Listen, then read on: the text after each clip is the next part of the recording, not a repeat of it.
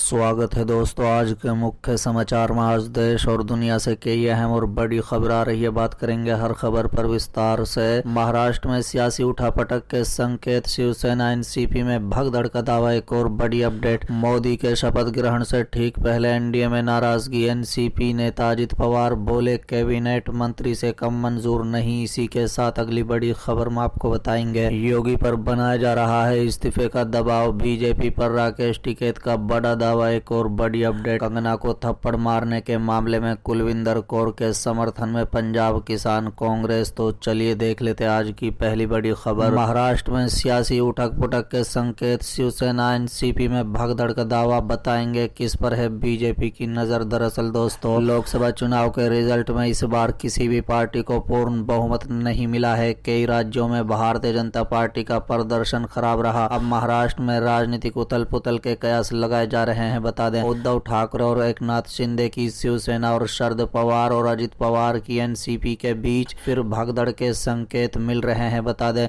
शिंदे गुट के शिवसेना का दावा है कि उद्धव गुट के 2 सांसदों ने सीएम एकनाथ शिंदे से संपर्क साधा है, वो महायुति में शामिल होना चाहते हैं। ये भी खबर आ रही है कि अजित गुट के कई नेता शरद गुट के संपर्क में है, जबकि अजित की एनसीपी ने भी यही दावा किया है कि शरद गुट के कई नेता महायुति सरकार के सपोर्ट करना चाहते हैं। ये भी चर्चा चल रही थी कि उद्धव ठाकरे एनडीए में शामिल हो सकते हैं। इससे पहले उद्धव गुट का दावा किया गया था कि उनके संपर्क में शिंदे गुट के 6 विधायक हैं। लोकसभा चुनाव में इस बार महाविकास अघाड़ी यानी उद्धव की सेना, कांग्रेस और शरद पवार की एनसीपी मजबूत हुई है, जबकि भाजपा और अजित गुट को बड़ा झटका लगा है। ऐसे में इस साल होने वाले विधानसभा चुनाव से पहले महाराष्ट्र में राजनीतिक उठापुटक देखने को मिल सकती है। महाराष्ट्र में महायुति यानी भाजपा, शिंदे गुट और अजित गुट का प्रदर्शन खराब रहा। ऐसे में भारतीय जनता पार्टी की नजर शिवसेना यूबीटी पर है। ये भी कहा जा रहा है कि भाजपा हाईकमान ने उद्धव गुट के नेताओं से संपर्क साधा है, लेकिन उन्हें राज्य में देवेंद्र फडणवीस से समस्या है। इसी बीच फडणवीस द्वारा इस्तीफे की पेशकश करना कहीं न कहीं राज्य की राजनीति में बड़ा घटनाक्रम के संकेत दे रहा है। चलिए अगली खबर, मोदी के शपथ ग्रहण से ठीक पहले एनडीए में नाराजगी। एनसीपी नेता अजित पवार बोले कैबिनेट मंत्री से कम कुछ भी मंजूर नहीं। दरअसल दोस्तों, मोदी ने अपने तीसरे कार्यकाल की शपथ ले ली है। इसी के साथ करीब 1 दशक बाद देश में फिर से गठबंधन सरकार की वापसी हो गई है। बीजेपी के नेतृत्व वाले एनडीए गठबंधन को कई दिग्गज नेता मंत्रिमंडल में शामिल हुए हैं। इसी बीच राष्ट्रवादी कांग्रेस पार्टी यानी एनसीपी में मंत्री पद को लेकर मतभेद की खबरें आने लगी है। महाराष्ट्र के डिप्टी सीएम और एनसीपी प्रमुख अजित पवार ने प्रेस कॉन्फ्रेंस करके अपनी नाराजगी जताई है। उन्होंने कहा है एनसीपी को भी मंत्रिमंडल में कैबिनेट पोस्ट चाहिए थी, जबकि उनकी पार्टी को राज्य मंत्री की कुर्सी ऑफर की जा रही है। बता दें, हमें राज्य मंत्री स्वतंत्र प्रभार के बारे में सूचना मिली, लेकिन प्रफुल्ल पटेल खुद भारत सरकार के कैबिनेट मंत्री रह चुके हैं। हमें खुशी है कि उन्होंने हमें सूचना दी, लेकिन उनके लिए ये पद लेना थोड़ा कठिन है। जो अटकलें लगाई जा रही है वो गलत है कि कोई मतभेद नहीं है, कुछ दिन इंतजार करो, लेकिन हमें कैबिनेट मंत्रालय चाहिए। हम आज शपथ ग्रहण समारोह में शामिल होने जा रहे हैं। चलिए अगली खबर, योगी पर इस्तीफे का दबाव बनाया जा रहा है। बीजेपी पर राकेश टिकैत का बड़ा दावा। दरअसल दोस्तों, नरेंद्र मोदी एक और शपथ ग्रहण की तैयारी में लगे हुए थे, तो वहीं दूसरी ओर शिवसेना उद्धव गुट के नेता संजय राउत ने ये कहा है कि भाजपा योगी आदित्यनाथ पर इस्तीफा देने का दबाव बना रही है। इसके बाद नेताओं की प्रतिक्रिया आनी शुरू हो गई।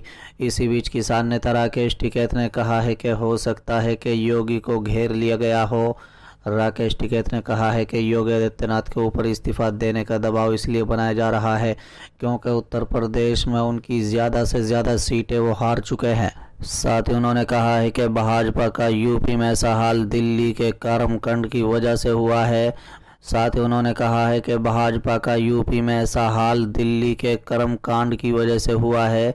भाजपा की तानाशाही से यूपी के उम्मीदवार हार गए। न्यूज़ तक की रिपोर्ट के मुताबिक राकेश टिकैत ने बीजेपी पर निशाना साधते हुए कहा कि भाजपा तोड़ फोड़ का काम करती है।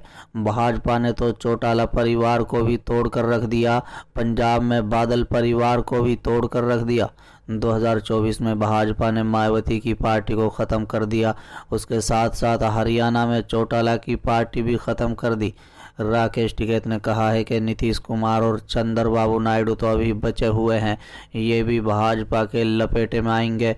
उन्होंने कहा है कि नीतीश कुमार गुलाटी मारते रहेंगे तब तक ठीक रहेगा। अगर यूपी में योगी सरकार आती रही तो योगी आदित्यनाथ को 2034 में पीएम बनाने का प्लान हुआ है। उन्होंने कहा है कि केंद्र सरकार में भाजपा को ज़्यादा बदलने वाली और अपनी अपनी चलाने वाले व्यक्ति नहीं चाहिए। उन्होंने कहा है कि अपनी पार्टी में भी उन लोगों को मजबूत लोग नहीं चाहिए। चलिए अगली खबर, कंगना को थप्पड़ मारने के मामले में कुलविंदर कौर के समर्थन में पंजाब किसान कांग्रेस। दरअसल दोस्तों, कंगना रनौत कांस्टेबल कुलविंदर कौर विवाद में पंजाब किसान कांग्रेस भी कूद पड़ी है। पंजाब किसान कांग्रेस के अध्यक्ष करणजीत सिंह ने सीआईएसएफ महिला कांस्टेबलों का समर्थन किया और हमले की निष्पक्ष जांच की मांग की है। बता दें, इसके साथ ही उन्होंने घटना पर चुप्पी साधने के लिए पंजाब के मुख्यमंत्री भगवत मान पर भी निशाना साधा। बता दें कि हवाई अड्डे पर सुरक्षा प्रदान करने वाली सीआईएसएफ ने गुरुवार को चंडीगढ़ हवाई अड्डे पर हुई घटना की कोर्ट ऑफ इंक्वायरी का आदेश दिया, जबकि महिला पुलिस ने कुलविंदर के खिलाफ धारा 323 स्वेच्छा से चोट पहुंचाने की सजा और 341 यानी चोट पहुंचाने का गलत इरादा दर्ज किया है। बता दें कि करणजीत सिंह ने कहा है कि थप्पड़ मारने की घटना का कोई सीसीटीवी फोटोज नहीं होने के बावजूद महिला कांस्टेबल के खिलाफ मामला दर्ज किया गया है। जब थप्पड़ मारने की कोई फोटोज नहीं है तो एफआईआर क्यों दर्ज की गई? मामले की निष्पक्ष जांच होनी चाहिए। उन्होंने कहा है कि पंजाब किसान कांग्रेस के सभी सदस्य कौर और उनके परिवार के साथ एकजुटता से खड़े हैं और अपना पूरा समर्थन देने का वादा करते हैं। सिंह ने अभिनेत्री पर उनके इस बयान को लेकर निशाना साधा, जिसमें उन्होंने कहा था कि पंजाब में आतंकवाद और उग्रवाद बढ़ रहा है।